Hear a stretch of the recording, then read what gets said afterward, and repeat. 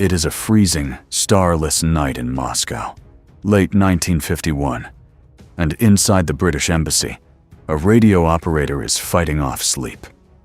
He sits in a cramped, windowless listening post, a pair of heavy Bakelite headphones clamped over his ears. His job is agonizingly tedious, turning a heavy dial, millimeter by millimeter, scanning the local VHF airwaves for snippets of Soviet military chatter. Most of what he hears is static, the occasional burst of encrypted Morse code, or the warbling drone of Soviet radar. Then, his hand freezes on the dial. Through the hiss of atmospheric interference, a voice punches through the static. The operator holds his breath, fine-tuning the frequency. The voice is loud, clear, and unmistakable. But it isn't speaking Russian. It is speaking perfectly enunciated, patrician American English. The British technician recognizes the voice immediately. It belongs to the United States ambassador to the Soviet Union. And he is in the middle of dictating a highly classified diplomatic cable back to Washington. The operator is paralyzed by a terrifying realization.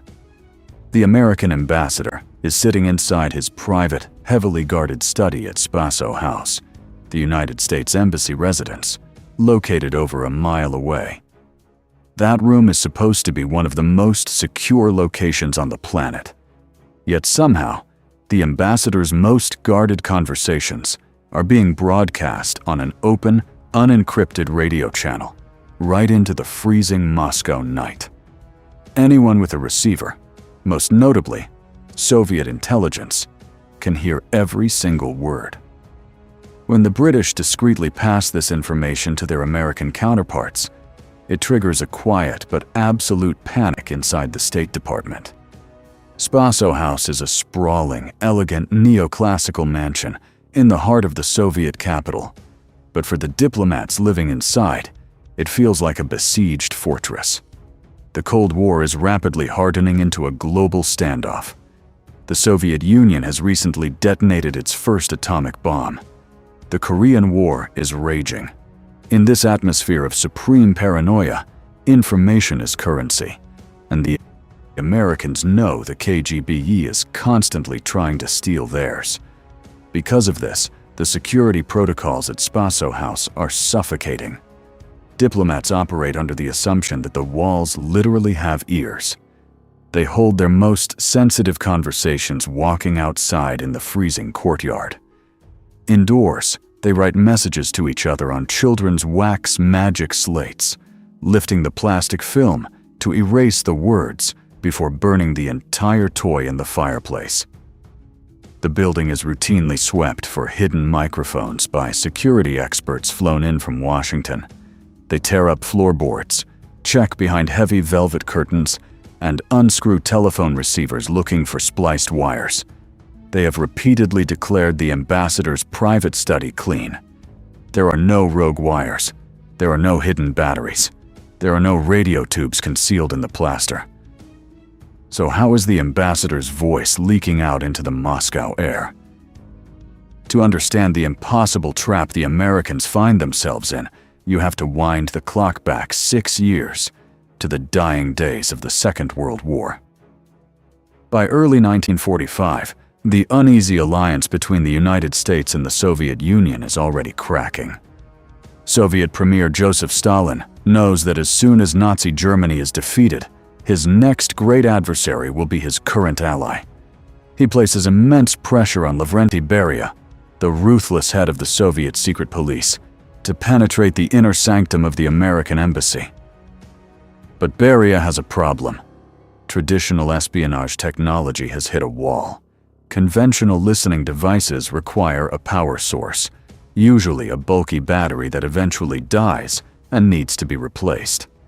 They require copper wires that can be traced by American metal detectors. If Soviet agents sneak into Spaso House and plant a traditional bug, the American security teams will inevitably find it. Beria needs a device that defies the known laws of espionage. He needs a microphone with no wires, no batteries, and no power supply. For this impossible task, the Soviet security apparatus turns to a prisoner in their own gulag system, Leon Theremin. Decades earlier, Theremin had been a global celebrity, a brilliant physicist and musical prodigy who invented one of the world's first electronic instruments, the eerie-sounding theremin. He had lived in a Manhattan penthouse, rubbed shoulders with Albert Einstein, and played at Carnegie Hall. But in 1938, Soviet agents abducted him from New York, smuggled him onto a Soviet freighter, and shipped him back to Russia. He was thrown into a sharashka, a secret research and development laboratory housed within the brutal Soviet prison camp system. There, brilliant scientists were forced to invent cutting-edge technology for the state, motivated by the daily threat of execution. Working under these grim conditions, Theremin engineers a masterpiece of espionage. It is entirely passive. It consists only of a tiny, incredibly thin metallic membrane attached to a small metal pin, which acts as an antenna. There are no electronic components, no tubes, no power source. It works on the principle of a resonant cavity. The device sits completely dormant and undetectable until Soviet agents parked in a van outside the building aim a continuous invisible beam of microwave radiation directly at it. When the microwave beam hits the antenna, it activates the device. If someone in the room speaks, the sound waves of their voice vibrate the tiny membrane. This microscopic vibration alters the shape of the microwave beam, bouncing back to the Soviet van, where a receiver translates those alterations back into human speech. It is brilliant. It is nearly undetectable. But it is entirely useless unless the Soviets can find a way to get it inside the American ambassador's private office. Their opportunity arrives on August 4th, 1945. World War II is just weeks away from its final conclusion. The Soviet Union extends a warm invitation to the American ambassador, Averil Harriman, to visit Camp Artek, a youth camp on the Black Sea, to celebrate the alliance between their two nations. It is a lavish, highly orchestrated public relations event. A choir of Soviet children, dressed in immaculate white shirts and red scarves, sings the Star-Spangled Banner in accented English. The atmosphere is brimming with orchestrated goodwill. At the climax of the ceremony, 4 children struggle to carry a massive object onto the stage. It is a breathtaking piece of craftsmanship. Carved from rare, expensive woods, it is an exact 3-foot-tall replica of the Great Seal of the United States, depicting the American eagle clutching the olive branch and arrows. The children present it to Ambassador Harriman as a gesture of eternal friendship between the American and Soviet people. Harriman is deeply moved by the gesture, but he is not a fool. When he returns to Moscow, he hands the heavy wooden seal over to embassy security. They subject it to every test they have. They scan it for metal. They look for seams. They check for wires and battery compartments. They find absolutely nothing. It is, as far as their technology can tell, just a beautiful, solid piece of wood. Satisfied, Harriman decides there is only one place suitable for such a magnificent gift. He hangs it proudly on the wall of his private study in Spaso House, directly behind his desk. For 7 years, the eagle looks down on the room.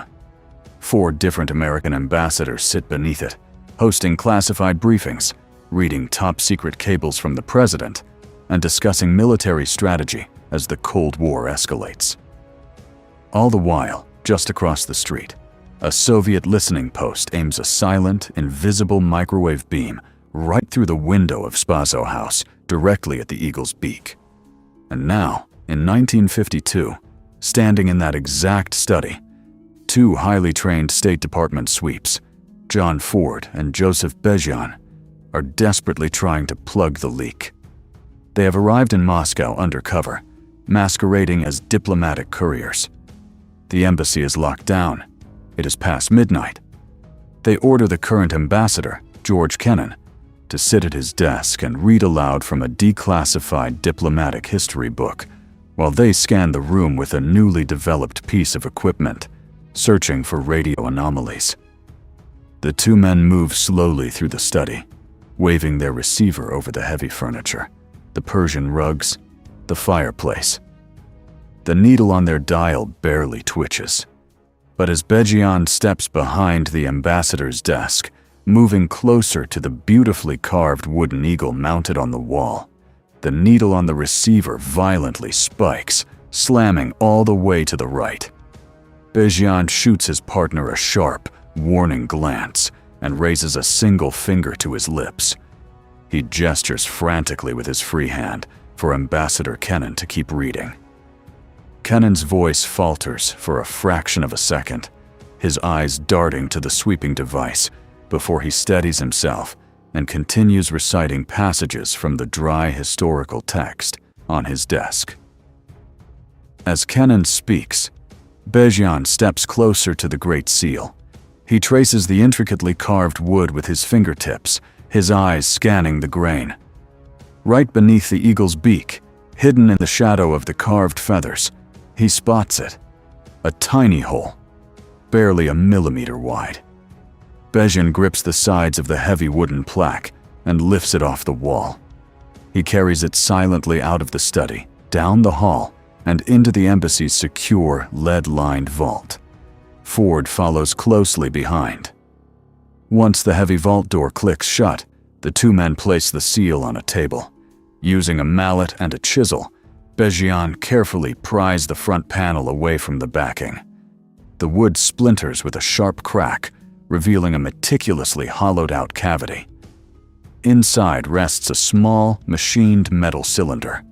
Attached to it is a 9-inch copper rod, and covering the top of the cylinder is a remarkably thin metallic membrane.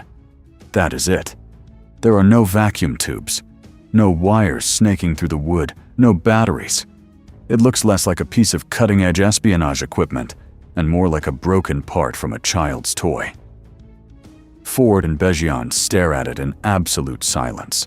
They don't yet understand how it works, but they immediately understand what it means.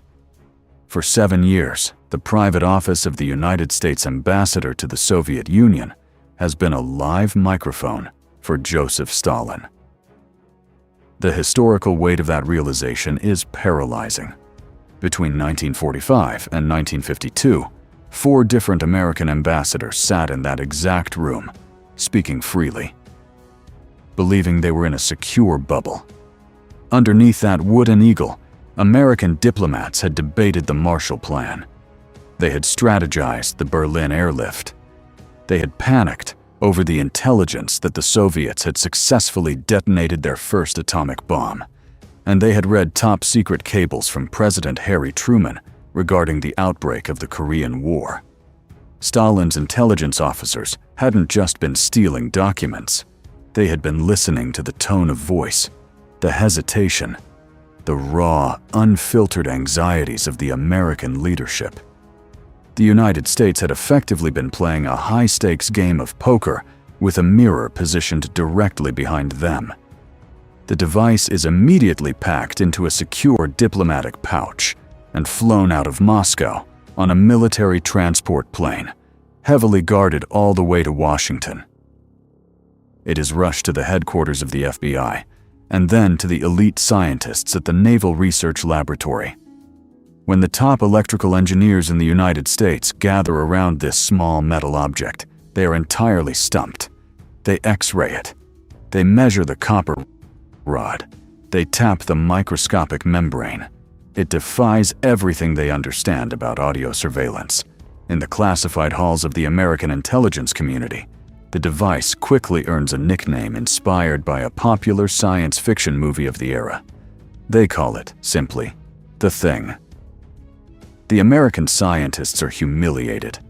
The device is a masterpiece of passive engineering, far beyond anything the United States is currently capable of producing. Recognizing they need help, the Americans quietly share the existence of the device with their closest ally, British intelligence. MI5 hands the puzzle over to a brilliant, eccentric audio engineer named Peter Wright. Wright takes the thing into a secure, makeshift laboratory in London and spends weeks obsessively testing it. He realizes that the copper rod is a finely tuned antenna, and the cylinder acts as a resonant cavity, but it still needs power to transmit sound. Wright deduces that the Soviets must have been aiming a continuous, high-frequency radio beam at the embassy from a nearby building. To prove his theory, Wright sets up a microwave transmitter in his lab and beams it at the device. Suddenly, the system comes alive. When he speaks near the cylinder, the thin membrane vibrates, modulating the microwave beam bouncing back to his receiver. It translates his voice with terrifying clarity.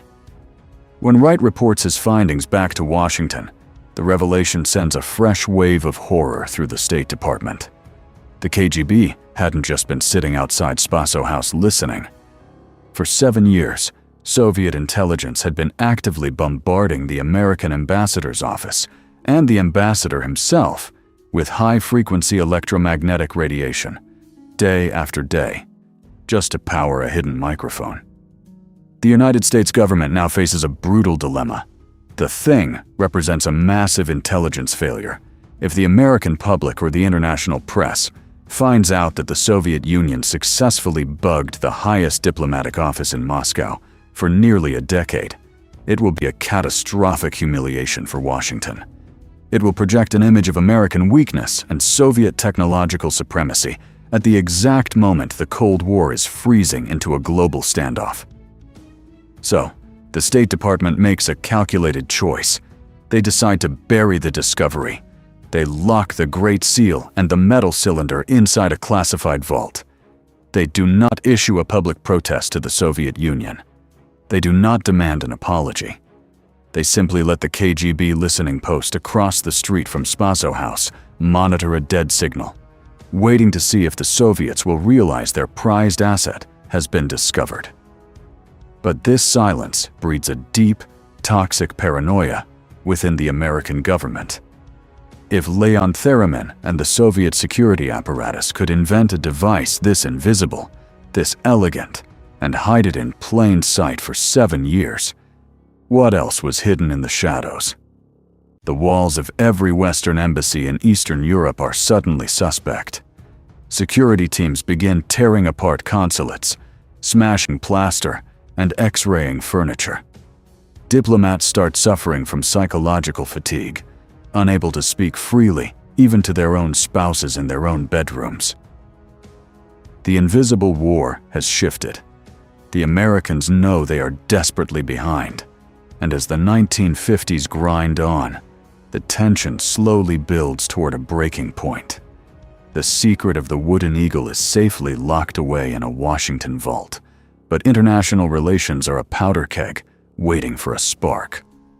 And 8 years later, a completely different crisis in the skies over Russia will force the United States to finally drag the thing out of the shadows.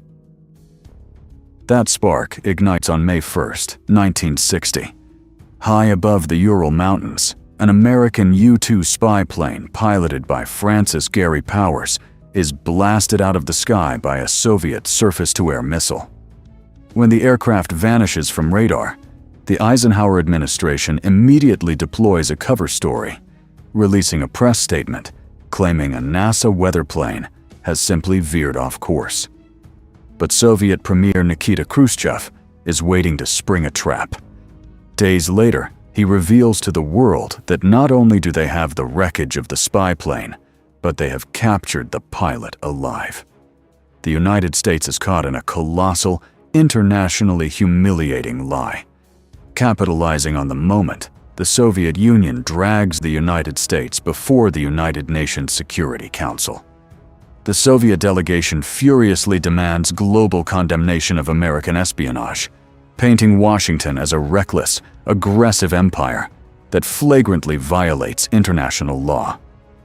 The American ambassador to the UN, Henry Cabot Lodge Jr., sits quietly, listening to the Soviet lecture. He knows the United States is losing the public relations war, He needs to change the narrative, and he knows exactly what is waiting for him in a secure crate just off the council floor. When it is Lodge's turn to speak, he doesn't apologize. Instead, he signals an aide, who wheels a large, draped object into the center of the UN chamber. Lodge pulls back the cloth to reveal the beautifully carved, wooden replica of the Great Seal of the United States. In front of flashing cameras and a stunned assembly of global diplomats, Lodge points directly to the small hole beneath the eagle's beak. With a pair of tweezers, he extracts a tiny, machined metal cylinder. He holds Leon Theremin's impossible invention up to the light. Lodge systematically exposes the staggering hypocrisy of the Soviet outrage.